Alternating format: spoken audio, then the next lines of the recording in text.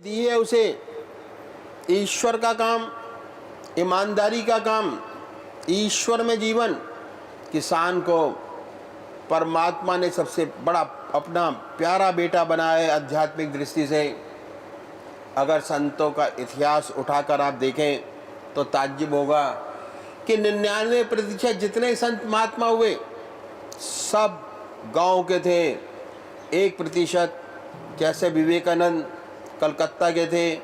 तो जितने बड़े महात्मा हुए, चाहे गुरु नानक देव, क्या संत कबीर, क्या तुलसीदास, क्या ज्ञानदेव, क्या नामदेव, सब गांव के थे। ऐसा सुंदर वातावरण था कि हर क्षण निरंतर ईश्वर की याद। अगर 70% लोग चाहें सुंदर जीवन अपनाएं, अपना ईश्वर में जीवन बना सकते हैं, 24 घंटे परमात्मा की याद कर सकते हैं। कितना सुंदर जीवन बन सकता है अगर इस तरफ प्रवृत्ति हो जाए, रुझान हो जाए और ये असल सत्य समझ आ जाए कि हम क्या खो रहे हैं। कितना बड़ा परिवर्तन हो जाए। आज गांव में राजनीति घुस गई है गंदी। अवसर है भगवान का दिया हुआ, मनुष्य जीवन दिया है अच्छा जीवन बनाने के लिए। अगर हम चाहें प्रगतिशील हों, हम अपने देश को स्वर्ग बना सकते हैं। प्रेम की गंगा बहे, इतनी आत्मीयता हो कि अपने और गैर में फर्क मालूम ना हो। दूसरी एक और बात है कि कर्म में भावना का बड़ा महत्व है। कौन सा काम किस भावना से करते हैं, कर्म का फल स्तर बदल जाता है भावना की वजह से। वही कर्म है, वही कर्म आपको परोपकारी बंधन में बांधने वाला है। वही कर्म आपको परोपकारी बना देता है। वही कर्म आपको ईश्वर से मिला देता है। कर्म में असल चीज भावना की है। यही किसान है, अगर सिर्फ इस भावना से खेती करता है कि मुझे पैसा मिले, तो पैसा तो मिलेगा, लेकिन अगर उसकी भावना ऐसी बन जाए कि भगवान ने मुझे ऐसा काम सुंदर सौंपा है, मैं सबकी सेवा करता हूँ, अन्न पैदा करता हूँ, यदि इस भावना से काम करे तो परोपकारी हो जाए। यही सात्विक भावना बढ़ते बढ़ते ये अनुभव कराती है कि कितनी मेहनत क्यों ना कर ली जाए, पर यदि ईश्वरी कृपा ना हो कुछ नहीं हो पाता।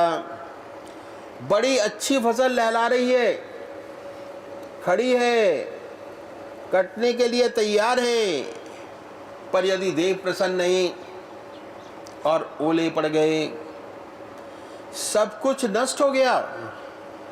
किसान अनुभव करता है, मैं नहीं करता, करने वाला तो कोई और है, परमात्मा करता है। और जैसे ये भावना आई, वह अकर्ता बन गया। कर्म करते हुए भी अकर्ता, देखने वाला हो जाता है, करने वाला नहीं। यंत्र समझता है अपने आप को, कर्म दोष मुक्त। कोई करा रहा है, वो कर रहा है। ईश्वर जीवन, ईश्वर में जीवन हो जाता है तो भावना बदल जाने से वही खेती का काम, मोटा खाना, मोटा पहनना, कपड़े भी अच्छे नहीं, दूसरों को देखकर ईर्ष्या होती है, जलता है।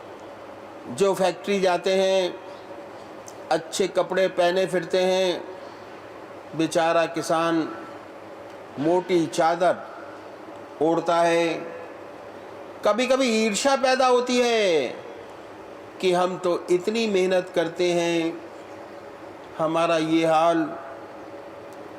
अगर पैसे के लिए काम करता है तो कभी शांति नहीं मिलेगी, कभी सुख नहीं मिलेगा। अगर ये भावना आ गई कि मैं तो बड़े परोपकार का काम करता हूँ, भगवान ने मुझे बड़े महत्व का काम दिया है, सौंपा है, कितना सुख पहुँचेगा उसे। और अगर ये ख्याल पैदा हुआ कि ईश्वर ही करता है, मैं नहीं करता, तो फिर कहने ही क्या। वो ही कर्म है, अब परमात्मा से मिलाने वाला हो गया। वही कर्म पहले बंधन में बांधने वाला था। तो यदि 70% किसानों का जीवन बदल जाए, देश की काया पलट जाए और जिंदगी का असली रहस्य समझ आ जाए। दूसरा बड़ा तबका है व्यापारियों का। इसमें 2% व्यापारी तो ऐसे हैं जिनके पास समय का अभाव है, समय नहीं है। सुबह से उठने के बाद रात 10 बजे तक इतनी पैसों की बारिश होती है, बोरियों में भरा फेंक दिया, ये नहीं जानते कहाँ खर्च करें, कैसे करें। लेकिन उनकी ज़िंदगी क्या है, सुबह से उठते हैं, शाम तक इतना व्यस्त जीवन, खाने की फुर्सत नहीं, और अधिक काम की वजह से इनकी पाचन शक्ति इतनी कमज़ोर हो जाती है कि इन्हें खाना भी मुश्किल से हजम हो पाता है। जीवन का इन्हें कोई सुख नहीं। बस शाम को इन्हें पता चल जाता है कि 1 के 10 हो गए, 10 के 21 हो गए, 1 के 10 लाख हो गए। यही आनंद है। बही खाता लिखा गया, इतना बढ़ गया। वैसे तो अगर सोचें कि हमारे देश में जिनकी 10,000 माहवार की आमदनी है, मन संतुष्ट है, सब प्रकार संपन्न है, अधिक पैसे की क्या आवश्यकता। मेरे ख्याल से तो ये व्यापारी जिनकी तृष्णा का अंत नहीं, कर्जदार पैदा हुए। पहले जन्म में इन्होंने कर्ज लिया था उनका, जो इनके बच्चे बनकर आए। असली सुख वो उठा रहे हैं। किसी के पास 2 कार, किसी के पास 3, किसी को अशोका होटल, किसी को ताज होटल, ऐश वो करते हैं। सुख उस पैसे का उनके बच्चे उठा रहे हैं। उस बेचारे को तो चिंता है इनकम टैक्स की, सेल टैक्स की। तो ये कर्जदार थे, अब कर्ज चुका रहे हैं उनका, जो इनकी संतान बनकर आए। लेकिन ऐसों के लिए भी इन संतों ने रास्ता बताया कि अगर कोई काम ऐसा करते हैं जो बार बार करना पड़ता है तो काम बन जाए। अगर आपका शॉपिंग सेंटर है और वहाँ आप बही लिखते हैं तो बही सामने आए, कहिए ओम। जब लिख डालें तो कहिए ओम। जब कैश हाथ में लिया तो कहिए ओम। जब गिन कर डाला तो कहिए ओम। अगर 1000 बार गिना तो 2000 बार परमात्मा का नाम। और जो 2000 बार परमात्मा का नाम लेगा उसको अपने इष्ट देव का हमेशा ख्याल बना रहेगा। ऐसे बहुत से काम हैं जो बार बार करने पड़ते हैं तब भी काम बन सकता है। उसके बाद बाकी बिजनेसमैन हैं। ऐसा तो है नहीं कि हर वक्त ग्राहक रहता है, कभी होता है कभी नहीं। आप अपनी दुकान पर जाइए, अपना सामान ठीक कीजिए, सफाई कीजिए, धूप बत्ती अगरबत्ती जलाइए। उसके बाद अपने इष्ट देव की याद में डूब जाइए। आंख खोलकर ईश्वर की याद करें। जब ग्राहक आ जाए, अपने इष्ट देव को छोड़ दीजिए, ग्राहक पे लग जाइए। जब ग्राहक संतुष्ट होकर चला जाए, अपने इष्ट देव की याद में लग जाइए।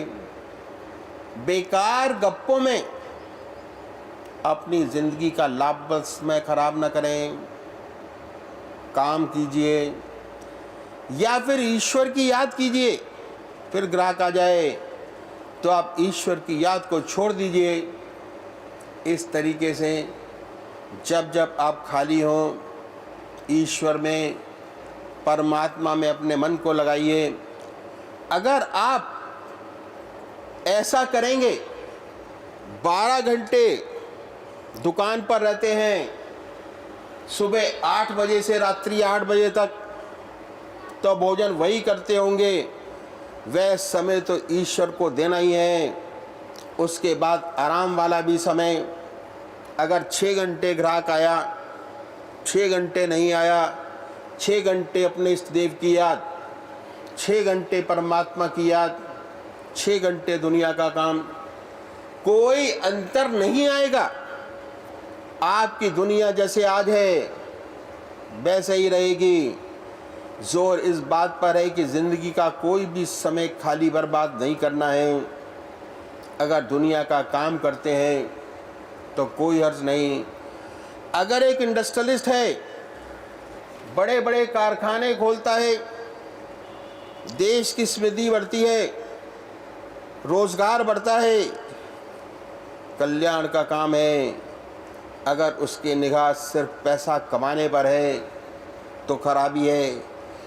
बंधन का कारण है। कर्म किस भावना से किया जाता है, इसके बड़े मायने हैं। अगर उद्देश्य यही है कि सिर्फ पैसा बने, तब बंधन का कारण है। वह कर्म दूषित हो जाता है।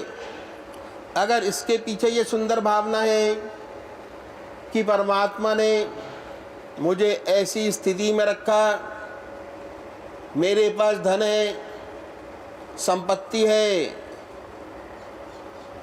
नए नए कारखाने खोलता है, रोजगार बढ़ेगा, देश का कल्याण होगा, पैसा भी मिलेगा, इस भावना वाले को भी मिलेगा, और पैसा कमाने के लिए जो करता है उसे भी मिलेगा। भावना से बड़ा अंतर पड़ जाएगा।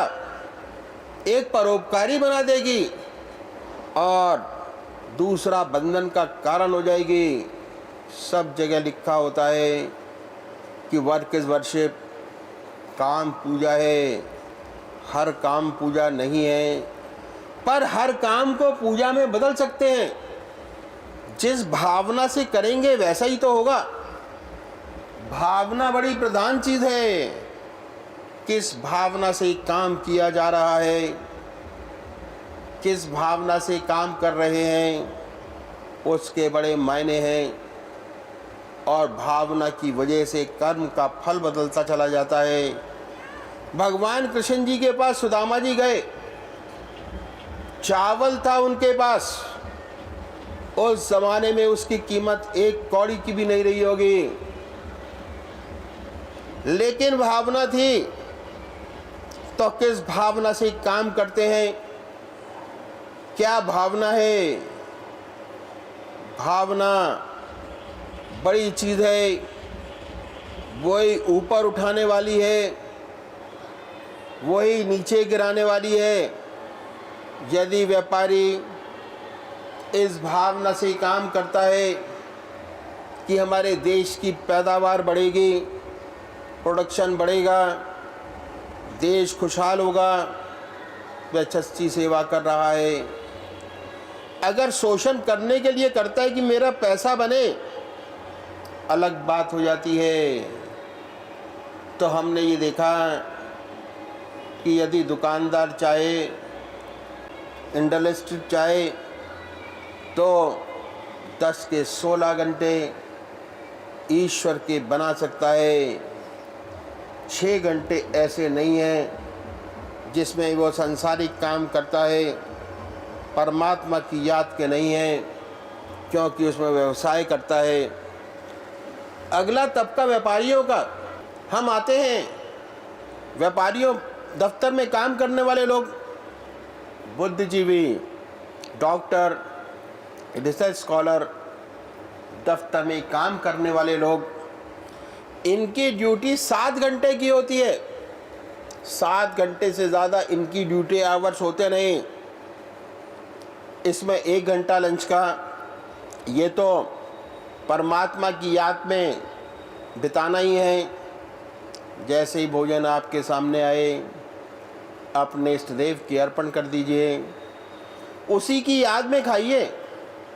उसी के बाद आराम कुर्सी पर लेटिए, बड़े आराम से आँख मीचिए, ईश्वर की याद कीजिए।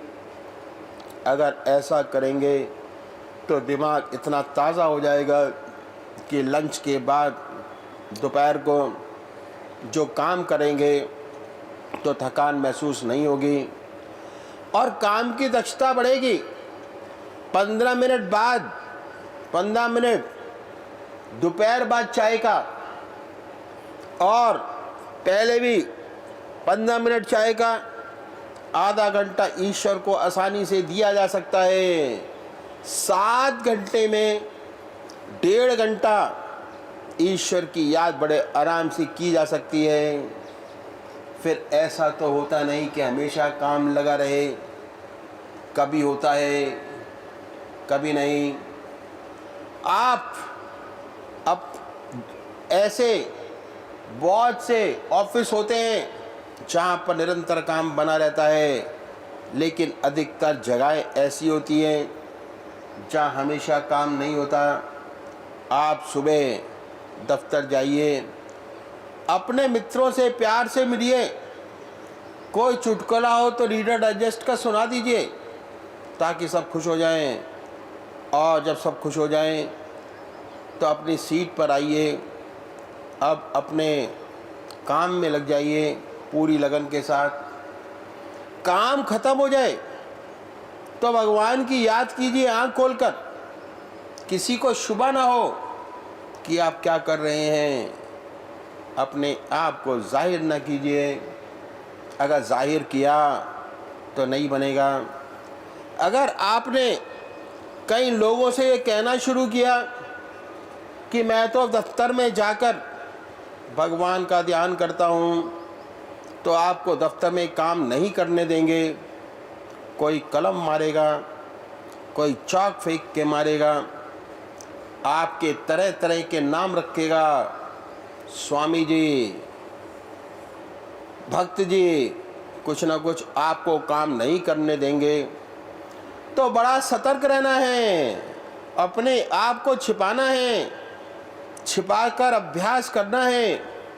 और गलती से कहीं आंख लग गई तो अड़ोसी पड़ोसी यही कहेगा कि सेकंड शो पिक्चर का देख के आया है, इसमें कोई दोष नहीं।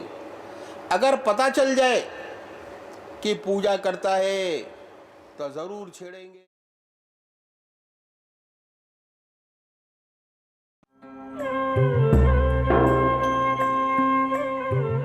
ध्यान योग के कार्यक्रम आनंद योग से निशुल्क जुड़ने के लिए संपर्क करें 9810239677।